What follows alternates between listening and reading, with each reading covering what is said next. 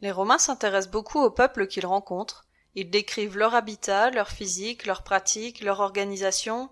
D'ailleurs, on les considère même avec les Grecs comme les précurseurs de l'ethnographie. Concernant l'apparence, ils s'intéressent notamment à la façon dont les gens se coiffent ou s'habillent, ou encore aux transformations qu'ils font subir à leur corps, comme le tatouage. Ce sont des marqueurs identitaires forts qui prouvent l'appartenance à une société plutôt qu'une autre. Concernant le tatouage, les Romains l'associent à différents peuples, les Daces, les Parthes, les Scythes, mais le plus souvent aux Bretons, à tel point qu'ils les renomment les Pictes, littéralement les hommes peints. D'après les Romains, le tatouage n'est pas porté par quelques individus en Bretagne, mais bien par des peuples tout entiers. C'est une coutume.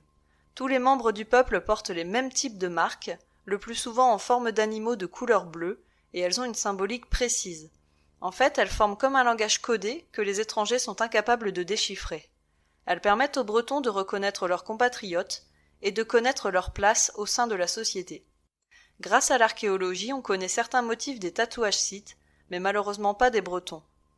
En plus de ce tatouage permanent, les Bretons utilisent aussi des peintures corporelles temporaires réservées à des occasions exceptionnelles.